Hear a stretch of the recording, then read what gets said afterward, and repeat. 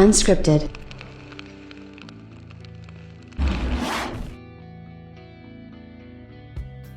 When it comes to new gaming consoles, you know what? You got to kind of get prepared for a little bit of being huckstered, just a bit. And what do I mean by that? Well, I mean, there's a huckster pretty much every day. And, you know, basically we get made all these promises. Think of these consoles and the build up and lead up to these consoles being released as a situation sort of like what we see with politicians when it comes close to time to vote. You know, we get promised literally everything under the sun, and very few times do they actually deliver. You know, we were promised a lot of stuff when it comes to the PlayStation 5, when it comes to the Xbox Series X, and of course, they're going to deliver on some of that stuff. It makes sense, but when it comes down to some of the other stuff, it makes it a little bit more difficult to actually be able to do that. So for me personally, this maybe comes as a little bit of a surprise, but you guys might feel a little bit differently. And one of the reasons why you might feel a little bit differently is because basically, when it comes to these companies sort of delivering this stuff,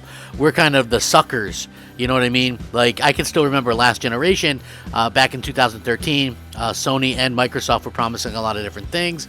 I think it was Sony promised that every single game would have a demo. That never materialized. Microsoft made a bunch of promises as well. This is pretty much exactly why I kind of find that to be an interesting situation. But again, this shouldn't really come as much of a surprise that we are seeing something actually get a little bit of a downgrade, and it probably isn't going to be the last time. You know what I mean? Like, we do have games that are getting upgrades, and we got some pretty cool content and some pretty cool hardware for the price that we're paying. But at the end of the day, there's going to be stuff like this that happens, and I want to get into this right now. So let's get started, shall we? Hey everybody, Crapgamer here with Crapgamer Reviews, back with another video. Thank you so much for checking it out. I really do appreciate it. Please like, share, subscribe. I would appreciate that as well. It helps out the channel, and it means a lot to me personally. It's free for you guys to do that, and it's the best way to support a little crappy channel like mine. That it really does go a long way. You can also hit the bell and click to get notifications for everything as they come out. That would be much appreciated. Shout out to all the old subscribers, new subscribers, and everybody in between. You know who you are, and you're much appreciated. Thank you so much for rocking out. It's been a fantastic week so far, and it's kind of capping off with a little bit of a bit of a problem. And this is just one of those things that kind of comes up once in a while. So if you guys didn't know what I'm talking about, Marvel's Avengers, for instance, this is a game that I got on the PlayStation 4, and I kind of held off on really playing much of it because we knew that there was going to be a PlayStation 5/Xbox Series X version, and I thought with the type of game that it was, when it was kind of a lull in the games this year, it'd be a good time to kind of go and play that once it had the upgrades and maybe like the Spider-Man DLC and story and stuff like that. And that to me was going to be what I was going to do. So now Marvel's Avengers PS5 enhancements have been officially detailed by Crystal Dynamics, with the next-gen versions coming March 18th, and the team only showed a brief trailer and shared some details on Marvel's Avengers enhancements for the PlayStation 5 version due to a marketing agreement. Now, a newsletter from the official PlayVengers website that we received features from a full breakdown of the PS5, Xbox Series X, and S enhancements, and what the players can actually expect from next month. The PS5 and enhancements are pretty much as follows. You're going to be able to see, obviously maximum resolution, highest frame rate, and stuff like that. It's going to be clearly like that forward compatibility and stuff is going to be there as well. Cross-gen matchmaking, no. Cross-gen save file import, apparently no, which is very kind of disappointing or whatever. So that's going to be something that is going to be a little bit kind of disappointing and things like that. We'll have to see kind of how it sort of plays out or whatever, but it is very interesting nonetheless to see kind of what's going on, and basically what you can kind of expect with this. It's been interesting here is there's no mention of real-time ray tracing that the developers had originally confirmed last year. No mention of different lighting either, just improved. And as for the reflections, it'll opt to use screen space reflections. For those who don't understand the difference between the screen space reflections and ray trace reflections. Space reflection techniques renders only what's viewable within the player's screen, versus ray tracing reflection being able to render objects off screen from any angle. Basically, if you look at a reflection of a mirror with an object in the view of the player, it'll reflect, but as soon as you move out of the view of the object, it will begin to disappear. And that can be, something that takes people out of sort of that kind of atmosphere or whatever. It's not a super huge deal, I don't think, considering the current performance of last-gen consoles. The added load from real-time ray tracing reflection has proved to be quite demanding on a lot of titles before the Avengers, so obviously the lack of the features probably for the best of all things considering. Plus, this isn't to say that their version of lighting isn't impressive in its own way.